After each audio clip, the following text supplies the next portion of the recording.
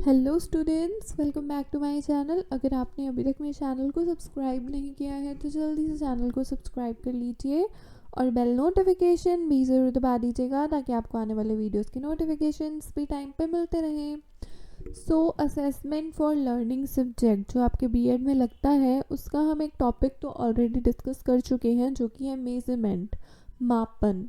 ठीक है, अब हम इस वीडियो में एक नया टॉपिक डिस्कस करेंगे जो कि है असेसमेंट। असेसमेंट के मीनिंग के बारे में जानते हैं सबसे पहले कि असेसमेंट करना होता क्या है।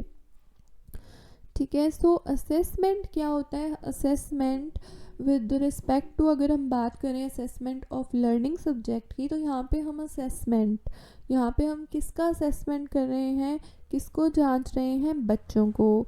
उन्होंने कितना याद किया है या कितना टीचर ने उनको पढ़ाया है, जो उनको समझ में आया है, उस चीज़ को हम जानते हैं, उसे असेसमेंट कहते हैं। असेसमेंट एक ऐसा प्रोसेस या ऐसी प्रक्रिया होती है जिसके द्वारा इंफॉर्मेशन निकाली जाती है कि obtain relative to some non objective और गोल।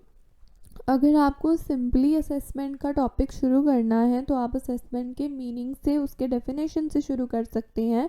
तो असेसमेंट एक ऐसा प्रोसेस है जिससे कि हम इंफॉर्मेशन ऑब्टेन करते हैं जो कि रिलेटेड होता है या रिलेटिव होता है किसी नॉन ऑब्जेक्टिव के या किसी गोल के। और क्लासरूम में तो एक ही गोल होता है, स्टूडेंट्स, जो हमारे विद्यार्थी होते हैं वही होते हैं। अब असेसमेंट ऑफ लर्निंग की बात करें तो ये रेफ़र करता है कि हम यहाँ पे जितना भी डाटा पॉसिबल हो सकता है उसको जुटाने की कोशिश करते हैं, कलेक्ट करने की कोशिश करते हैं, एविडेंसेस को जुटाने की कोशिश करते हैं कि कितना जो कंसेप्ट है जो एक टीचर ने बच्चे को पढ़ाया है वो कितना बच्चे को समझ में आया है, कितना लर्निंग जो है वो टेक प्लेस करी है, कितना क्लियरली बच्चे को समझ में आया है एक पर्टिकुलर सब्जेक्ट में। अब जैसे हमने मापन की बात की थी, तो मापन मीन्स हम उन्हें माप रहे हैं, हम उन्हें मार्क्स दे रहे हैं, ग्रेड्स दे रहे हैं, राइट। बट असेसमेंट हम ये जानने की कोशिश करते हैं असेसमेंट में कि जो चीज़ बच्चे को पढ़ाई गई है वो उससे कितनी समझ में आई है और कितनी समझ में नहीं आई है। जो असेसमेंट का डाटा होता है वो न्यूमेरिकल भी हो सकता है, हाँ, हम उनका टेस्ट भी ले सकते हैं असेसमेंट में और उनसे ओरली भी क्वेश्चन पूछ सकते हैं और उन्हें नंबर भी दे सकते हैं। और क्वांटिटेटिव भी होता है, जैसे हम उन्हें मार्क्स दे रहे हैं, स्कोर्स दे रहे हैं, वो असेसमेंट में भी हम करते हैं।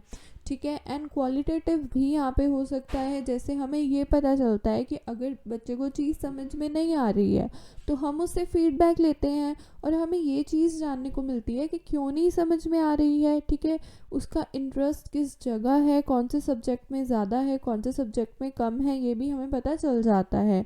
Student in learning of the subject content और कंसेप्ट, इन्वॉल्वमेंट कितना है उसका स्टूडेंट का सब्जेक्ट रिलेटेड एक्टिविटीज़ में, क्या पार्टिसिपेशन है स्टूडेंट का, कितना वो पार्टिसिपेट करता है, कितना नहीं करता है, क्या लर्निंग स्टाइल है बच्चे का वो पता चलता है, और क्या स्टडी हैबिट्स हैं वो भी हम असेसमेंट से जान सकते हैं।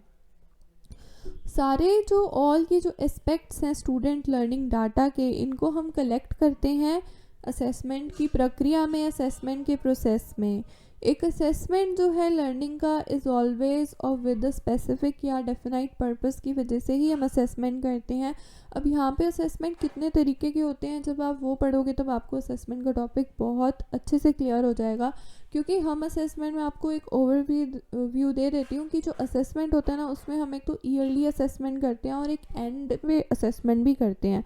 मतलब एक टीचर जो है जब बच्चे को क्लासरूम में पढ़ा रहा है तो उसी वक्त जो वो पढ़ा रहा है उससे रिलेटेड वो बच्चे से क्वेश्चन पूछ लेता है और उससे ये पता चल जाता है कि बच्चे को समझ में आया है, नहीं आया है, या टीचर को और ज़्यादा समझाने की ज़रूरत है या नहीं है। और एक होता है एंड पे असेसमेंट। एंड पे असेसमेंट में क्या होता है, उनका रिटन एग्ज़ाम लेके उन्हें पास या फेल ग्रेड्स दे दिए जाते हैं। तो जो असेसमेंट है लर्निंग का ऑलवेज वो एक डेफिनाइट स्पेसिफिक पर्पस के लिए किया जाता है, एक पर्पस के साथ होता है। अब जैसे पर्पस, जैसे कि हमें बच्चे की लर्निंग डिफ़िकल्टीज़ को रिमूव करना है, या हमें ये जानना है कि बच्चे को याद करने में क्या क्या दिक्कतें हो रही हैं, और हमें बच्चे की जो लर्निंग है उसको बढ़ाना है, एनहेंस करना है, और स्टूडेंट के वीकनेसेस को रिमूव करना है, इसलिए हम असेसमेंट बच्चों का करते हैं। और टू नो कि एग्जैक्ट स्टेटस क्या है स्पेसिफिक लर्निंग इशू का, और टीचर ट्राई करता है असेस करने के लिए स्टूडेंट को। स्पेसिफिक टूल्स भी टीचर यूज़ करता है, जैसे वो डायग्नोस्टिक टेस्ट यूज़ कर सकता है, पर्सनल इंटरेक्शन हो सकता है टीचर और स्टूडेंट के बीच में। एक जो टीचर है वो दूसरे टीचर से भी कंसल्ट कर सकता है या टीचर पेरेंट्स से कंसल्ट कर सकता है। तो इस तरीके से असेसमेंट में काफ़ी सारी चीज़ें होती हैं। सो आपको इसका मीनिंग समझ में आ गया हो और वीडियो अच्छी लगी हो तो वीडियो को लाइक करना, शेयर करना ना भूलिएगा, चैनल को सब्सक्राइब करना ना भूलिएगा, बेल नोटिफिकेशन को दबाना ना भूलिएगा।